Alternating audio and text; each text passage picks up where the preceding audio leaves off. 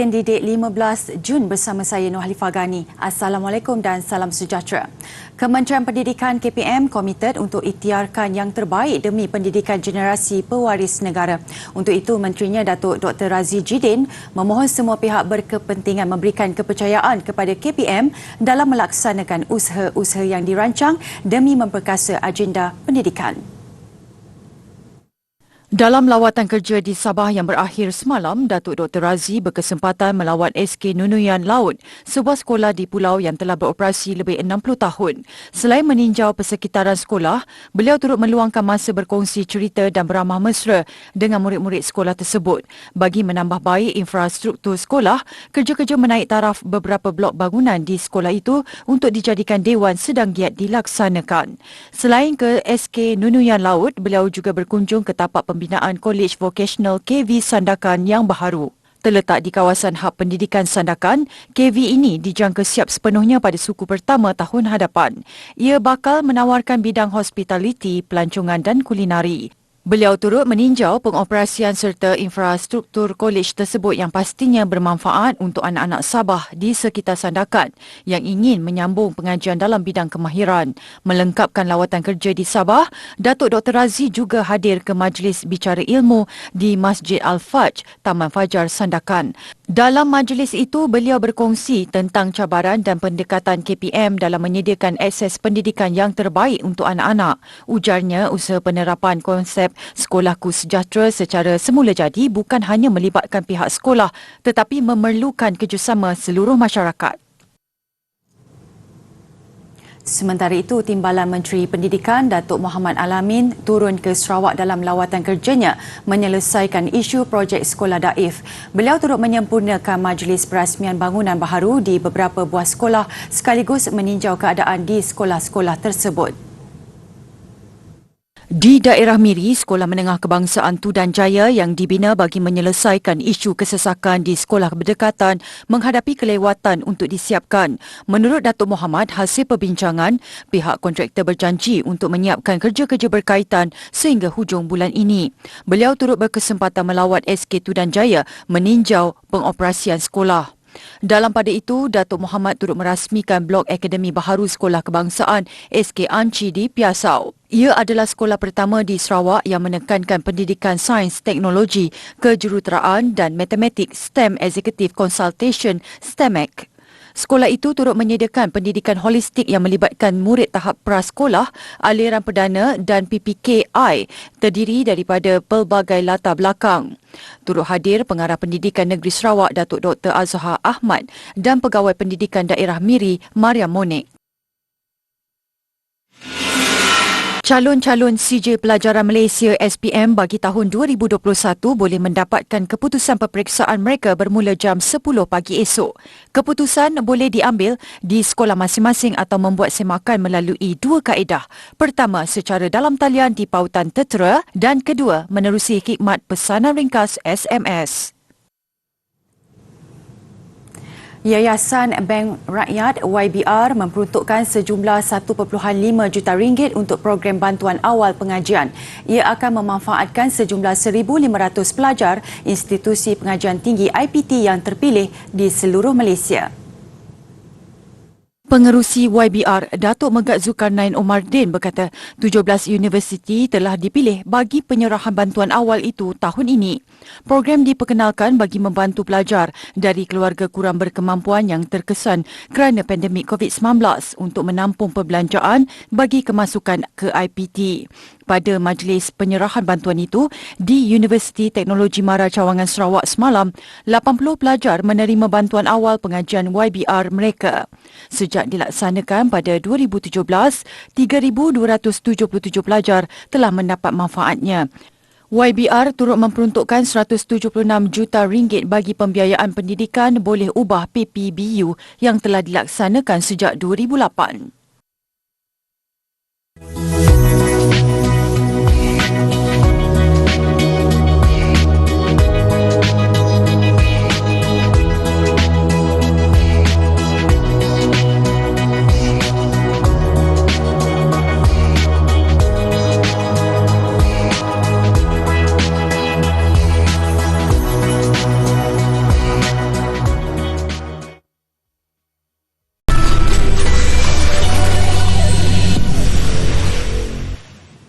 Jabatan Kemajuan Masyarakat Kemas menerima pengiktirafan sebagai jenama yang dipercayai oleh Reader's Digest dalam bidang pendidikan awal kanak-kanak di negara kali ketiga berturut-turut. Timbalan Menteri Pembangunan Luar Bandar Datuk Seri Abdul Rahman Mohamad berkata, transformasi yang diperkenalkan oleh Kemas termasuk pendigitalan dalam pembelajaran. Ia membuktikan pendidikan awal kanak-kanak di bawah Kemas seiring dengan peredaran semasa. Dalam satu kenyataan, beliau berkata situasi pandemik COVID-19 mendorong kepada kepelbagaian transformasi oleh Kemas bagi memastikan pembelajaran dan pengajaran di rumah PDPR lebih tersusun dan sistematik. Pada masa sama, ia juga mampu memastikan pelajar-pelajar Kemas tidak ketinggalan dalam pembelajaran di samping meningkatkan keyakinan ibu bapa memilih Kemas sebagai pusat pendidikan awal kanak-kanak. Penilaian Reader's Digest berteraskan 7 aspek iaitu kualiti, inovasi, mutu dan tanggungjawab sosial, kebolehpercayaan, kredibiliti serta memahami kehendak pengguna. Mewakili pihak kerajaan, Datuk Seri Abdul Rahman turut merakamkan ucapan tahniah kepada seluruh pengurusan Kemas termasuk 10,206 pendidik masyarakat tabika Kemas di atas kemenangan tersebut. Bagi menyemai budaya pengurusan wang yang betul, Agrobank melancarkan program sifar tunai untuk pelajar sekolah. Program ini bertujuan menggalakkan golongan muda agar lebih bersedia dan bijak untuk menjalankan transaksi secara digital. Sebagai permulaan, Agrobank menjalinkan kerjasama bersama Sekolah Menengah Agama Kuala Lumpur SMKA KL. Ia adalah inisiatif sulung Agrobank yang dijalankan dengan kerjasama Koperasi SMKA KL Berhad. Menurut Ketua Pegawai Pembangunan Agrobank, Aminuddin Aminun, program menyasarkan pelaksanaan secara menyeluruh melibatkan 700 pelajar dan kaki tangan sekolah. Secara berperingkat, mereka akan menggunakan transaksi tanpa tunai di kantin, kedai buku dan kelab guru bagi memudahkan urus niaga di sekolah. Secara tidak langsung memudahkan ibu bapa untuk mendeposit wang saku kepada anak-anak dan memantau transaksi mereka. Dalam pada itu, orang ramai yang menggunakan e-dompet dan kaedah e-pembayaran lain diingatkan tidak melakukan sebarang transaksi melalui sambungan Wi-Fi awam. Menurut Cyber Security Malaysia, ancaman dan serangan daripada penggodam boleh berlaku serta-merta mengakibatkan data peribadi dan maklumat akaun boleh diakses semasa proses transaksi. Ia juga meminta pengguna supaya berhati-hati terhadap risiko penyerang menyamar sebagai rangkaian Wi-Fi, serangan kejuruteraan sosial melalui panggilan telefon, mesej dan peranti mudah alih dan email dengan perisian malware. Dalam situasi tertentu, terdapat pengguna yang memberi kebenaran untuk aplikasi mengakses maklumat tertentu dalam data. Ia sekaligus menyebabkan penggodam mengakses bukti kelayakan log masuk pengguna dan maklumat e-dompet. Justru Cyber Security Malaysia menyarankan orang ramai menggunakan rangkaian Wi-Fi selamat yang mempunyai kata laluan. Assalamualaikum warahmatullahi taala wabarakatuh. Dan salam sejahtera. Pada kali ini, saya akan berkongsi bersama dengan anda tentang apa itu tayamum. Tayamum bermaksud menyapu debu tanah yang suci ke muka dan kedua-dua belah tangan hingga ke siku dengan niat dan syarat-syarat yang tertentu. Perlu diingat, hanya menggunakan debu tanah yang suci sahaja. Semoga bermanfaat.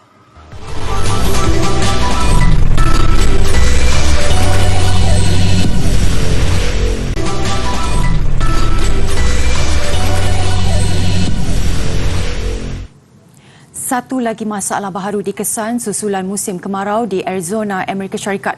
Saintis bimbang penyusutan air di empangan menyebabkan ikan luar atau bukan dari habitat asal kawasan itu memasuki sungai dan menguasai kawasan itu pula. Antara yang terkesan, penghuni Tasik Powell, kawasan sumber air untuk empangan Glen Canyon di Page, Arizona.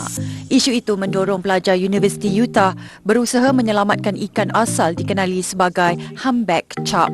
Mereka bimbang musim kemarau berpanjangan menyebabkan ikan luar, terutama daripada jenis pemangsa, akan membaham humpback chub. And we're working really hard to try to come up with the right equipment and planning and strategies to prevent non-native fish from establishing and taking over Grand Canyon's waterways. Beberapa dekad lalu, ikan humpback chub pernah dikategorikan sebagai hampir pupus sebelum langkah pemuliharaan membantu meningkatkan kembali jumlahnya. Syarikat penghantaran UPS menggunakan basikal 4 roda berkuasa bateri bagi membantunya melakukan kerja penghantaran. Sesuai dengan saiznya, langkah itu membantu proses penghantaran dengan lebih berkesan di kawasan bandar pada masa sama mengurangkan pelepasan gas karbon ke udara. Jentera berkuasa bateri ini dipanggil e-quartz. Bentuknya yang kecil memudahkan ia bergerak di kawasan trafik. Yang menjadi masalah memakir jentera itu. Ini kerana saiznya yang sehingga 91 cm menyebabkan ia memerlukan sekurang-kurangnya sehingga 3 lot parkir motosikal. Menurut UPS, jentera ini masih di peringkat ujian di New York, Amerika Syarikat dan beberapa bandar lain di Eropah. So we're testing out in New York just based on the blueprint of New York City and the complexities.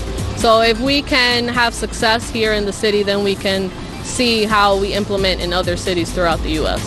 E-quartz mempunyai kadar kelajuan maksimum 25 km sejam. Baterinya mampu bertahan sehingga 64 km.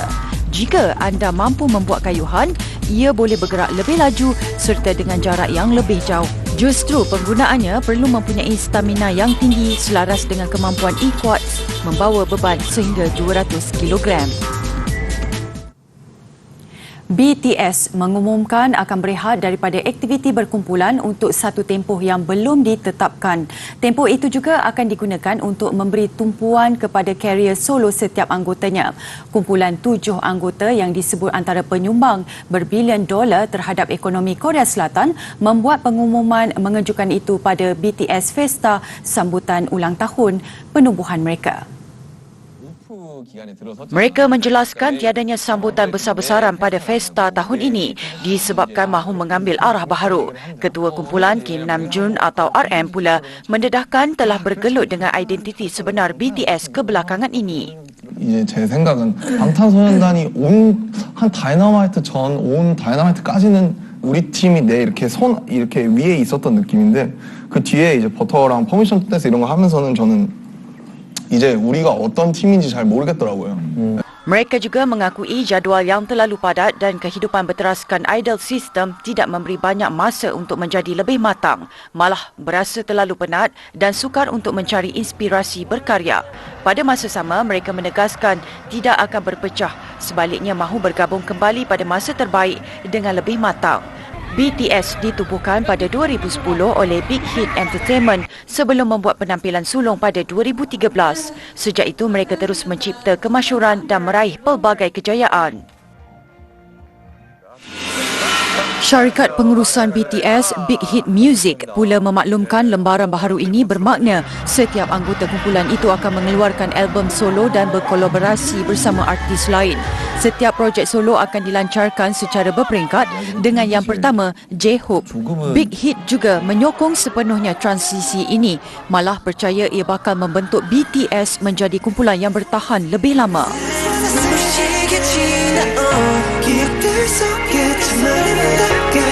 Yeah, the past was honestly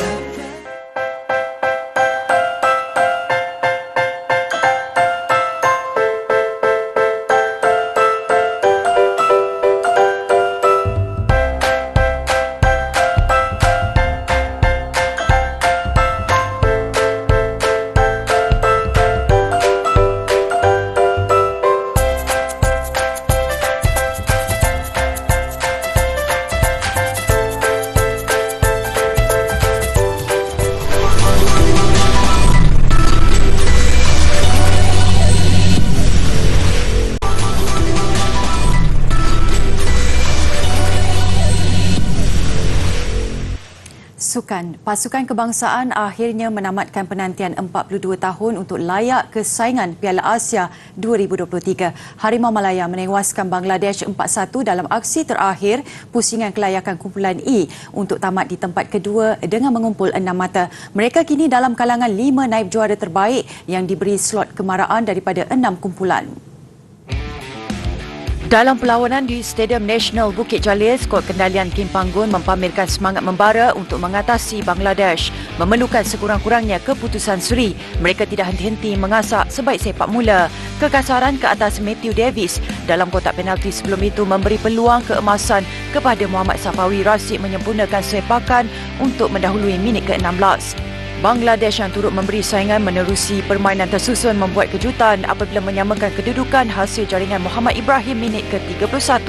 Perasaan cemas di stadium yang diisi 52,964 penyokong berubah ceria semula meraihkan penyudah kencang Dion Coles 7 minit selepas itu. 2-1 separuh masa, tenaga memuncak Harimau Malaya diselahkan menerusi jaringan ketiga pasukan 2 minit selepas rehat. Kali ini hasil tandukan ketua pasukan Muhammad Syafiq Ahmad.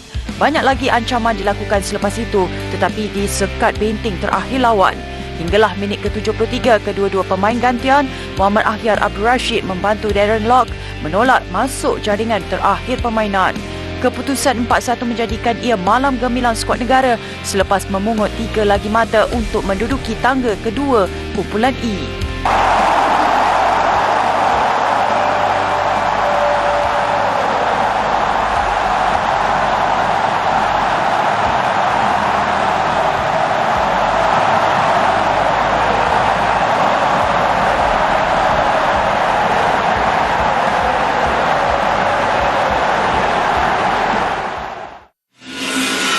Semua nak terima kasih kat memang penyokong, semua penyokong yang datang untuk support kita. Even though 3 game ni memang amazing lah. Kita tahu macam mana penyokong belakang kita. So, ini salah satu faktor kejayaan kita. Dan semua coach, semua staff, setiap orang yang bekerja untuk kejayaan ni, semua terima kasih lah. Saya memang bangga lah. To finally qualify for the Asian Cup is the cherry on the top of the very big ice cake. So it's really nice. We should cherish this moment because it's been a long time before we went there. A lot lost for words. Sometimes you have to just take a second and take it all in. What a night, unbelievable.